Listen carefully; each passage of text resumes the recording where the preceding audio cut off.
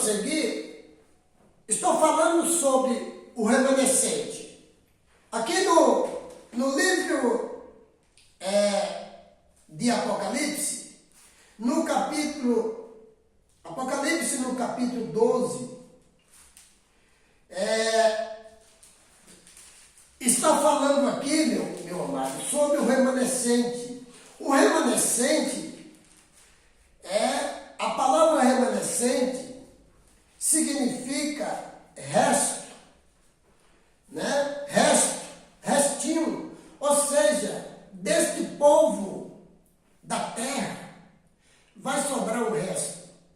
Depois de vir os últimos acontecimentos na terra, perseguição, vai existir um remanescente fiel. Como disse aqui, que não vai se dobrar os joelhos diante do que a terra apresenta.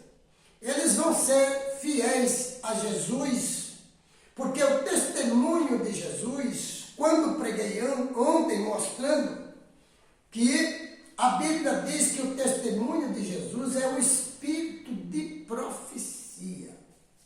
Agora, você tem que saber o que é esse espírito de profecia, porque Jesus tinha esse espírito de profecia, os seus apóstolos também tinham, muitos deles eram profetas. Então, hoje você vê as pessoas ensinando que o espírito de profecia é direcionada a uma coisa só, e não pode ser. Não pode ser, porque a Bíblia está mostrando que o espírito de profecia não pode ser dirigido a só uma coisa, só um setor, porque é o espírito de profecia que é dado para salvar a humanidade. É o espírito que vai fazer a pessoa entender as profecias. Jesus tinha esse espírito, por isso que tudo que ele falava era profecia. Quando ele foi entrar em Jerusalém, Herodes mandou um recado para ele. Herodes não mandou um recado, mas os fariseus disseram: olha, Herodes quer pegar você para te matar. Ele está procurando você para te matar.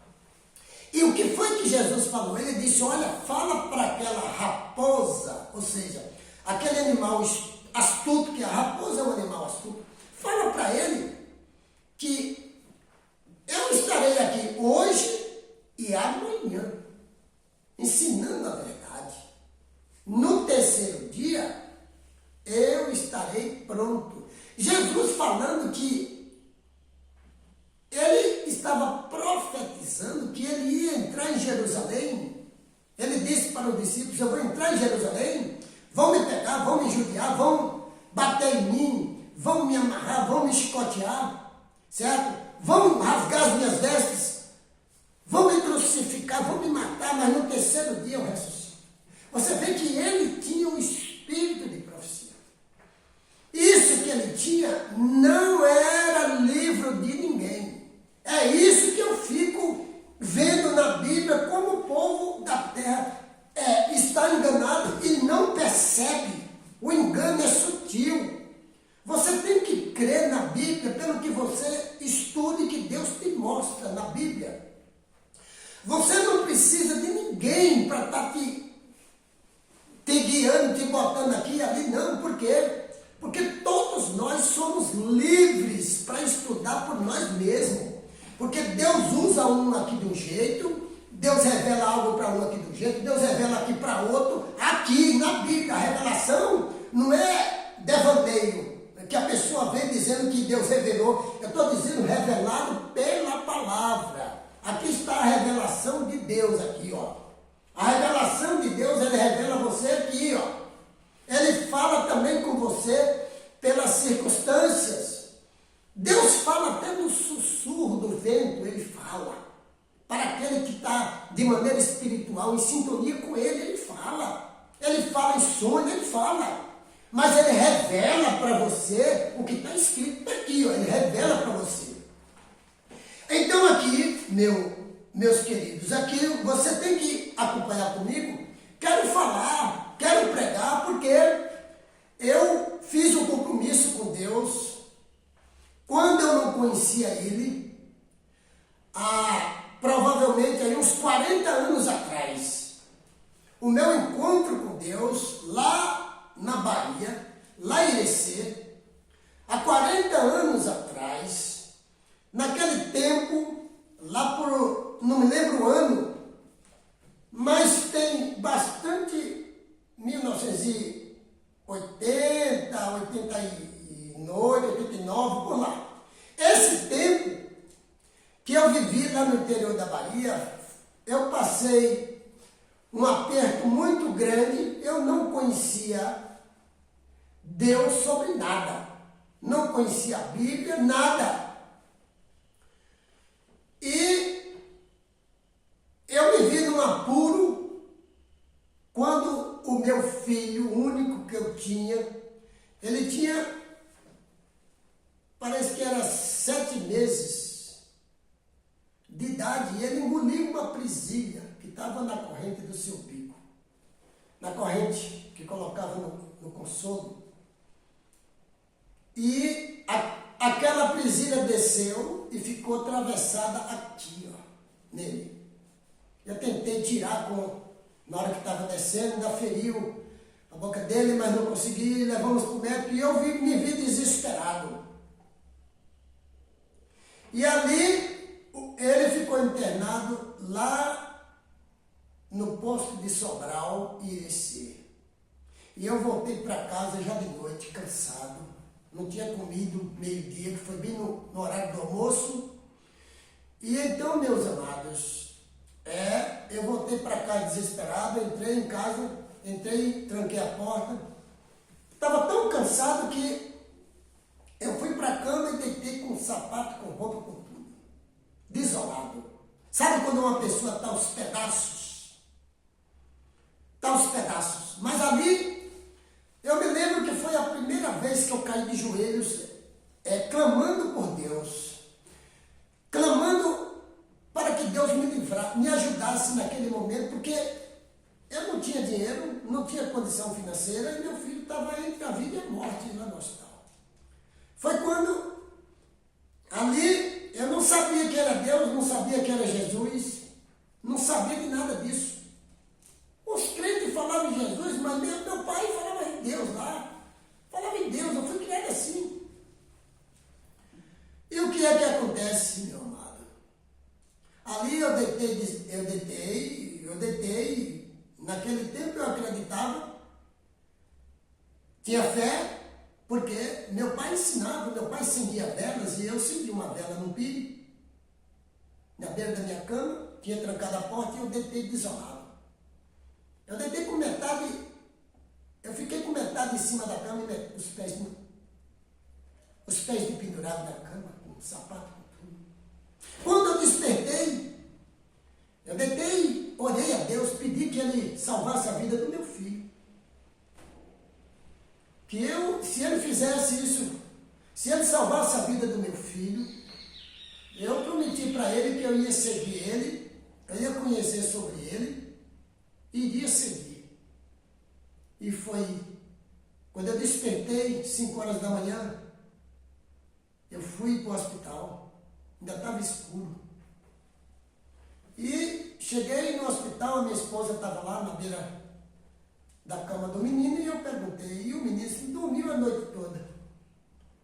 Mas até de madrugada o povo veio ver aqui, eu chorei muito essa noite, porque o povo veio visitar e dizia que por que deixou acontecer isso, um menino tão bonito? Ou seja, já estava perdido para o povo. Mas eu fui com a fé e a convicção de que Deus havia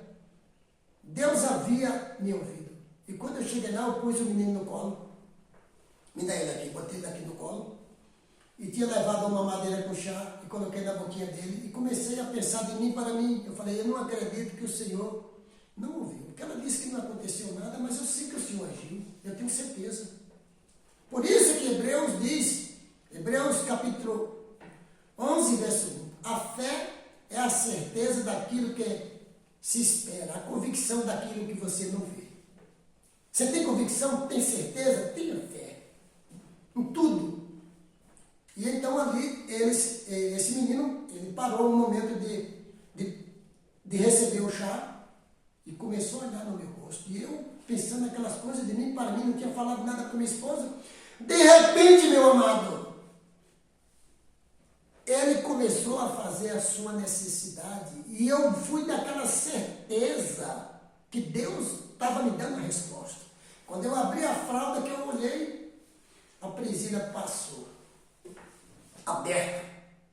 Circulou dentro dele tudinho, tripa de um menino, a tripinha fininha de uma criança de 7 meses. Você está entendendo?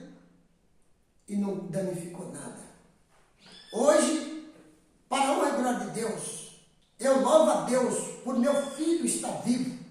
Hoje ele é casado, me deu 2 netos.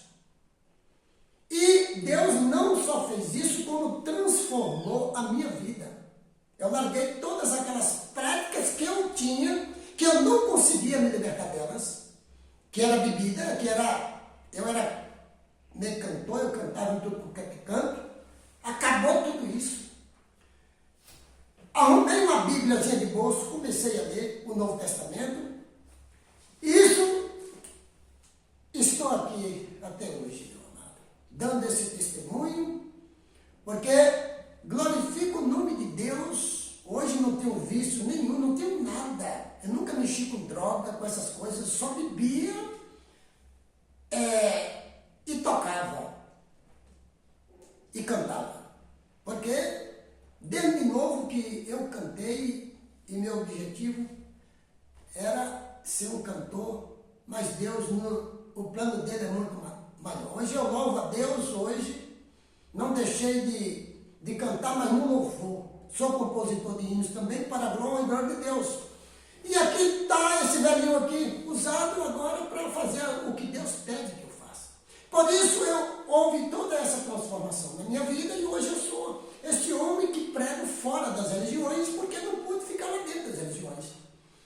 Melhor dizendo, da religião, por causa dos ensinos a respeito da adoração, da doutrina e do batismo. Quando a Bíblia apresenta 2 batismos, se a Bíblia tivesse só um batismo, estava valendo na terra inteira, mas a Bíblia apresenta 2 fórmulas batismal.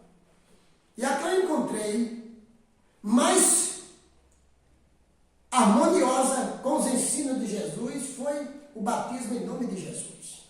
Por esse motivo, ainda que o mundo inteiro esteja batizando contra a ordem de batizar em nome de Jesus, eu não posso passar daquilo que está escrito. Eu prefiro viver o que está escrito. Por esse motivo, mesmo sabendo que você poderia estar dentro de uma religião, mas eu percebi que Deus já me separou para ficar aqui pregando esta mensagem, que lá dentro não se é possível pregar, porque não aceita, não recebe. Aqui em João capítulo 1, eu quero que você acompanhe comigo. No princípio era aquele que é a palavra, ele estava com Deus e era Deus. Aqui é onde o povo começa o erro, porque o povo agora diz que Jesus Cristo é o Deus eterno. Não, ele era Deus, ele é filho de Deus. Filho de Deus é Deus, mas não é o Deus eterno. Ele era o verbo, está dizendo aqui, palavra. Quando ele vier nas nuvens também, essa palavra vai ter efeito. O nome dele será esse também. Um novo nome que ainda vai ser revelado para os salvos, que está escondido. Esse nome não foi revelado, mas ele vai vir com uma palavra. A espada que vai sair da sua boca, a palavra de Deus, o poder de Deus. Ele estava com Deus no princípio, todas as coisas foram feitas por intermédio dele. Sem ele, nada do que existe, teria sido feito. Nele estava a vida, e esta era a luz dos homens. Esta era a luz dos homens. Então eu quero que você fique para nós prosseguir, tá? No próximo vídeo, em nome de Jesus.